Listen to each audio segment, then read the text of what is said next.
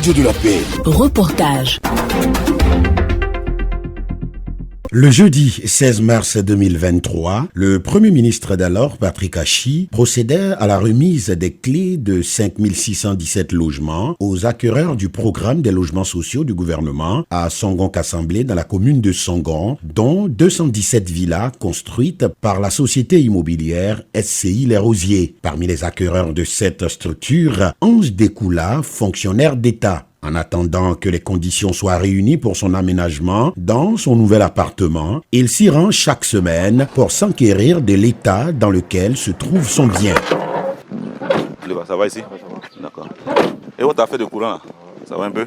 D'accord. Ange voyait en ce programme une opportunité pour se soustraire définitivement des charges locatives. Pourtant, un peu plus de 2 ans après que sa villa lui ait été livrée, il ne peut toujours pas y aménager à cause de l'absence de certains équipements de base, notamment l'eau, l'électricité et d'autres réseaux. J'espère qu'il n'y a pas les gens qui touchent les carreaux là. Hein? Les carreaux là, c'est bon? D'accord, il faut veiller dessus. On espère qu'on aura le courant bientôt, puis ça sera bon. Ça, ce sont des carreaux qu'on a achetés pour permettre de faire le carreau dans la maison. Mais comme il n'y a pas d'eau, il n'y a pas de courant, on n'a pas voulu prendre le risque de faire le carrelage. Déjà qu'il n'y a pas de système d'évacuation d'eau usée, donc on attend que tout ça soit mis en œuvre pour qu'on puisse mettre les carreaux dans la maison pour qu'elle soit habitable. Une situation qu'il dit avoir découvert au lendemain de la réception de ses clés des mains de l'opérateur.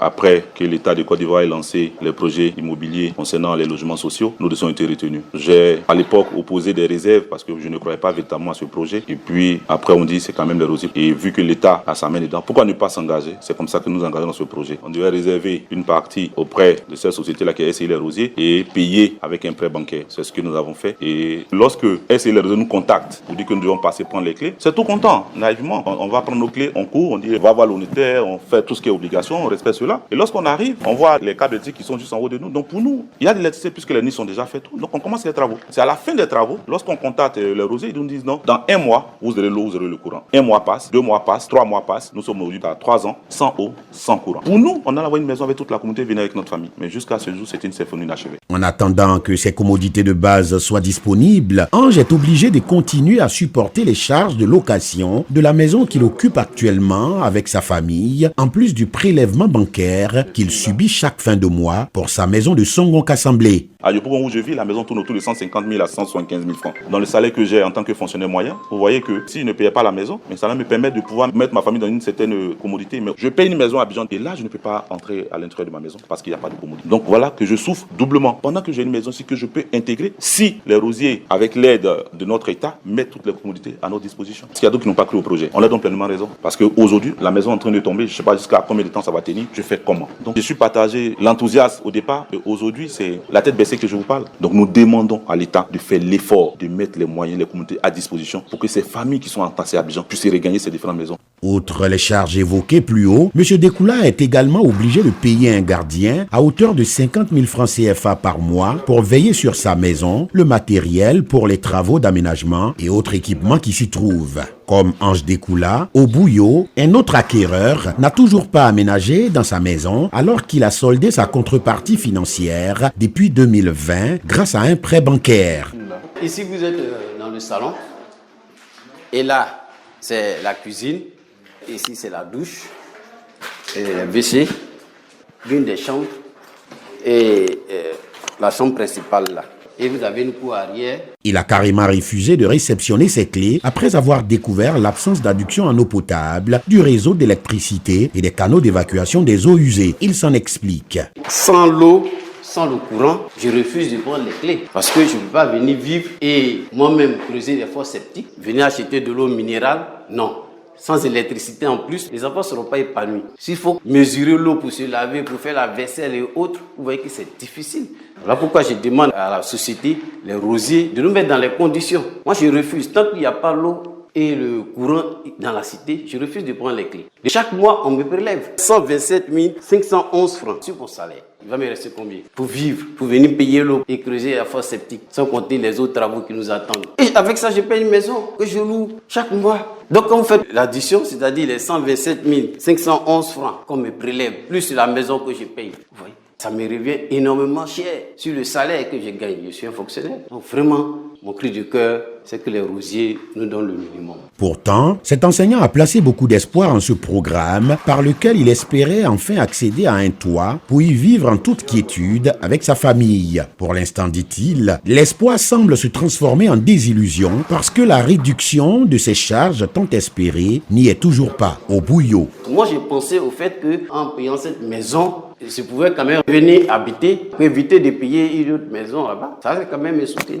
Mais malheureusement, je suis obligé de rester là-bas. Donc, on ne peut pas venir habiter dans une maison comme ça. C'est un sacrifice que j'ai voulu faire. Et vivre heureux avec les enfants, la famille dans cette maison. Vous voyez, avec tous ces prélèvements qu'on me fait, le salaire va me rester combien? Ça m'épuise énormément. Si je réussis à habiter dans cette maison, je ne payerai plus de loyer. Donc, je préfère face à certaines charges. L'État m'a permis d'avoir une maison à Abidjan, mais la société Les Rosiers n'a pas fini le contrat. Donc j'appelle la société à venir terminer ce qu'elle a commencé. Sur plus de 200 villas livrées par SCI Les Rosiers pour cette tranche de son programme de logements sociaux à Songon-Kassamblé, seulement une vingtaine d'acquéreurs a accepté d'aménager dans ces nouvelles maisons malgré l'absence de commodité. Au nombre de ceux-ci, la famille Kaboré. Pour pallier l'absence d'adduction en eau potable, elle fait recours à plusieurs moyens, dont celui des vendeurs ambulants pour des livraisons périodiques.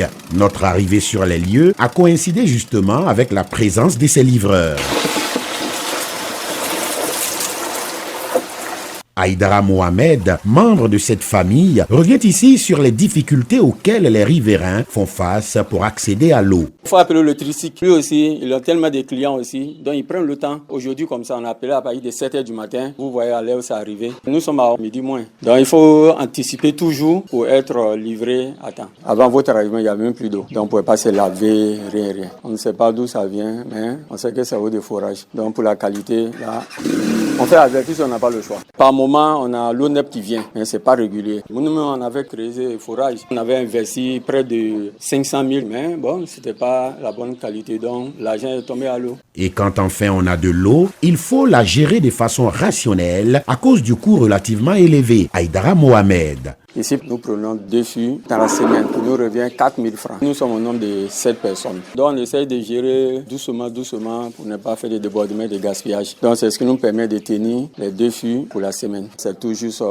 pour la cuisine, la lessive et la vaisselle. Pour ce qui est l'eau à boire, le budget va jusqu'à 10 000 pour la semaine. Donc un total de 14 000 francs pour la semaine. C'est ce que nous mettons dans l'eau. Bundi Samou, lui, a dû aménager avec quelques membres de sa famille dès réception de sa clé parce qu'il n'avait plus les moyens de payer un loyer après les sacrifices consentis pour l'achat de sa maison. On a pris la clé en fin 2023. Une semaine après, on a déménagé. On a commencé d'abord par l'assainissement. On a fait une fosse septique à 600 000 francs. Donc après, on a fait la clôture aussi. Les murs, ça a pris 2 200 000. La fosse septique, ça a pris 600 000 francs. On ne pouvait pas aménager sans dépasser tout ça. C'était une surprise. On pensait que tout était ici, on déménageait avec nos bagages et tout. On attend jusqu'à présent le courant et l'eau. Nous, on pense que c'est dans la main de Rosier. C'est Rosier qui devrait tout planifier avant notre déménagement. On regrette un peu d'avoir investi dans ce programme. Parce qu'on s'attendait à ce que tout soit complet, mais tout est incomplet. Monsieur Samou et sa famille achètent également de l'eau pour leur consommation quotidienne. En ce qui concerne l'électricité, ils font recours à des petits panneaux solaires juste pour les ampoules d'éclairage et la recharge des batteries de téléphone. Également à la retraite, Touré Sekou vit les mêmes réalités que ses voisins. Il appelle la société SCI Les Rosiers à aider ses souscripteurs à vivre dans des conditions décentes.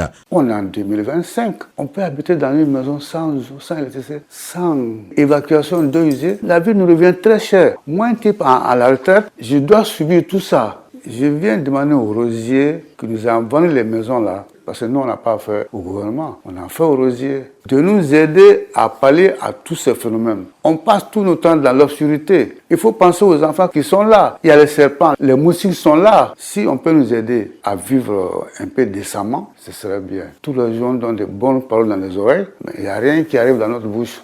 Pour essayer de comprendre ce qui bloque l'équipement de cette cité en réseau divers, les souscripteurs ont entrepris plusieurs démarches qui sont restées jusque-là sans suite.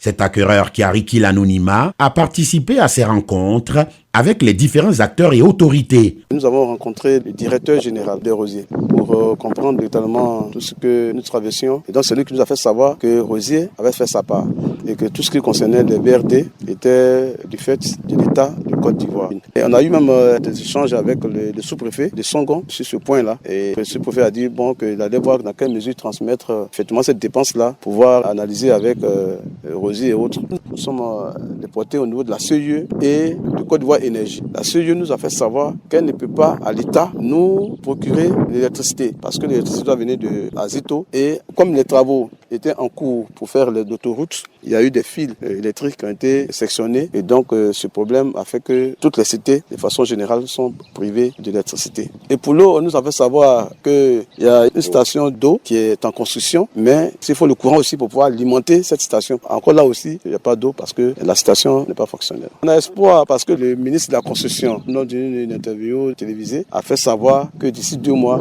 cette situation serait résolue parce qu'on ne sait plus vraiment à qui s'adresser. Interpellée à plusieurs reprises par les acquéreurs, la société SCI Les Rosiers n'a pas souhaité se prononcer sur la question. Mais l'horizon, lui, semble à présent s'éclaircir pour ses propriétaires, puisque conformément à ce qui a été annoncé récemment sur les médias par le ministre de la Construction, les travaux ont démarré pour résoudre le problème qui empêchait l'alimentation du site en eau, électricité et en réseaux divers.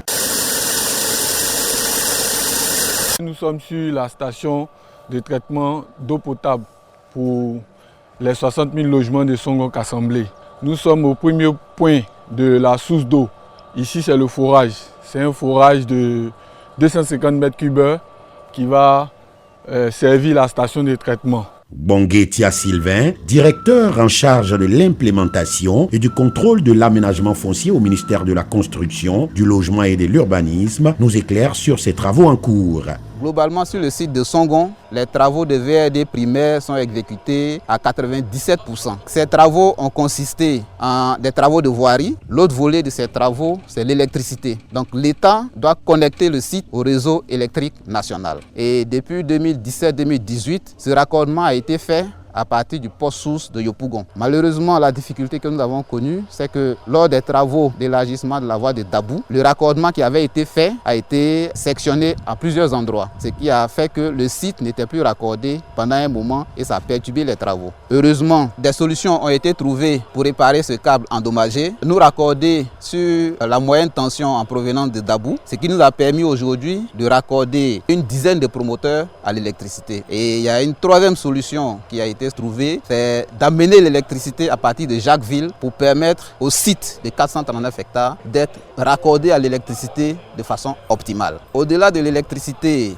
et de la voirie, il y a les travaux d'approvisionnement en eau potable. Aujourd'hui, les tests pour s'assurer que l'eau est pompée dans la quantité qu'on veut, les tests concernant le traitement de l'eau sont en cours, de sorte que nous pensons que courant septembre, l'eau propre sera distribuée sur le site de Songon Kassamblé de sorte à permettre aux promoteurs de se raccorder dessus et alimenter chaque maison. Toutefois, le spécialiste mandaté par le gouvernement a tenu à faire des précisions sur les différents niveaux de responsabilité engagés dans ce dossier. Le rôle de l'État, c'est d'apporter tous les réseaux à l'entrée des sites des promoteurs. Après, il appartient aux promoteurs de prendre le relais à partir de ces points-là et aller raccorder chaque bâtiment. Et nous les sensibilisons de sorte à réaliser ces réseaux intérieurs-là, de sorte que lorsque les réseaux sont disponibles, électricité, eau potable, ils puissent raccorder immédiatement les différents ménages. En attendant donc que l'eau et l'électricité arrivent effectivement dans les ménages, c'est toujours la croix et la bannière pour les acquéreurs de SCI Les Rosiers qui attendent impatiemment la fin de ces travaux en cours.